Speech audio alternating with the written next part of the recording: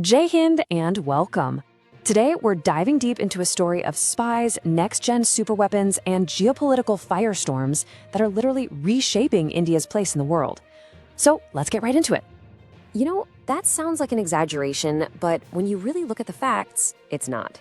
We've got an international spy ring busted right here on Indian soil, a whole new generation of homegrown weapons proving they are absolutely lethal, and a neighborhood that is, well, basically on fire. And the thing that connects all these dots is a single urgent message about India's future. Okay, so first up, let's talk about the most immediate threat, a covert operation that was unfolding right under our noses, thankfully uncovered by India's National Investigation Agency, the NIA. The man at the center of this whole plot is an American citizen, Matthew Aaron Van Dyke. Now, he was arrested along with 6 Ukrainian war veterans across 3 of India's major airports. So the big question is, what on earth was a guy with his background doing in India? See, Van Dyke's resume, it's not exactly that of a tourist. He calls himself a freedom fighter, but he's a mercenary who runs an outfit called Sons of Liberty International. This guy has operated in some of the most brutal war zones on the planet. So his presence here wasn't a vacation. The NIA alleges it was a mission.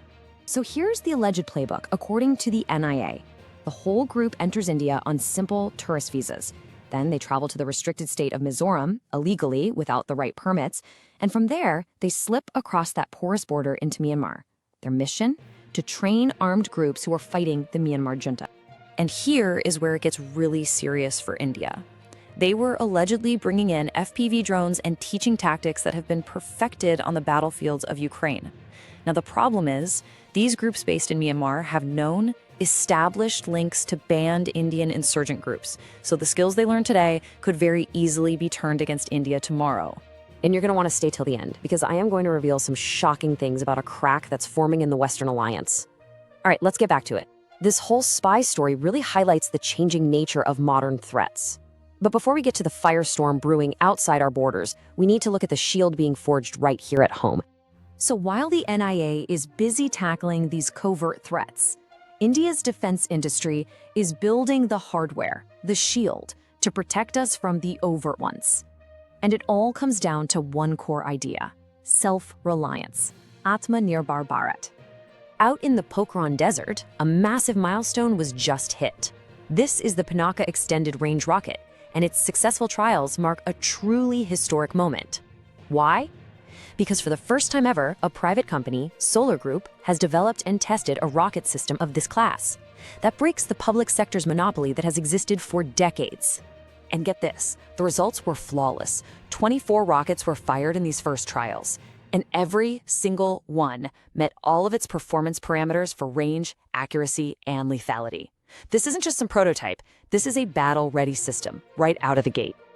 So why is this extended range such a huge deal?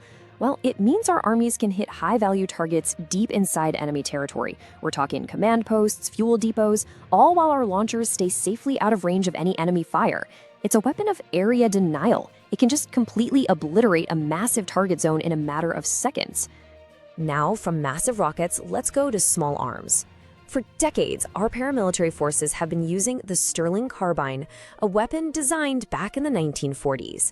Well, that's finally over. The Sashastra Seema Bal, or SSB, just placed a huge order for the brand new Indian-designed ASMI submachine gun. This is a perfect example of that shift towards modern, homegrown solutions. And here's the real game changer. The ASMI, designed by the Army's very own Lieutenant Colonel Prasad Bansad, costs less than 50,000 rupees per unit. Just think about that. That is 3 to 4 times cheaper than comparable imported SMGs like the MP5. And you get all the modern features: a lightweight polymer body, rails for optics, the whole deal. But look, modern war isn't just about guns and rockets anymore. It's about controlling the skies. And to do that, you have to control the technology that powers your aircraft. So meet the NJ100, a completely homegrown turbojet engine from CSIR-NAL. This little powerhouse is literally the heart that will beat inside our next generation of kamikaze drones, our drone interceptors, and our compact cruise missiles. It puts out 100 kilograms force of thrust, with a thrust-to-weight ratio over 6-to-1.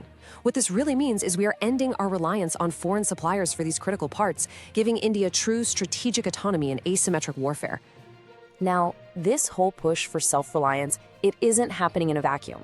To really understand why this is so critical, we need to zoom out and look at the absolute chaos that is erupting all around India's borders. 400. Let that number sink in. That's the estimated death toll after Pakistani airstrikes hit a hospital in Kabul during the holy month of Ramzan, an act that many are calling a straight-up war crime. And the blowback has been immediate and severe. The Afghan Taliban, who used to be an ally, has now issued a fatwa against the Pakistani military. Insurgent attacks are surging inside Pakistan. The situation is so bad that Pakistan actually had to cancel its own Republic Day parade, reportedly out of fear of total collapse. This is the instability brewing right on our western border. At the exact same time, the shadow war in the Middle East is boiling over. Israel is claiming to have eliminated Iran's intelligence minister in a targeted strike. This is just part of a much wider campaign against top Iranian officials. And this is where that shocking crack in the Western alliance appears. Joe Kent, the top U.S. counterterrorism official, has resigned. In his public resignation, he stated that the U.S. was dragged into this war against Iran, a country which he says posed no imminent threat.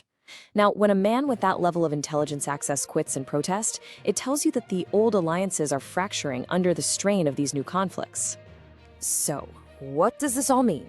You've got a mercenary ring on our soil, new weapons in our arsenal, and a world order that seems to be crumbling right before our eyes. It all points to one single, unavoidable conclusion.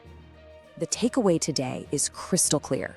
Covert threats are getting more sophisticated.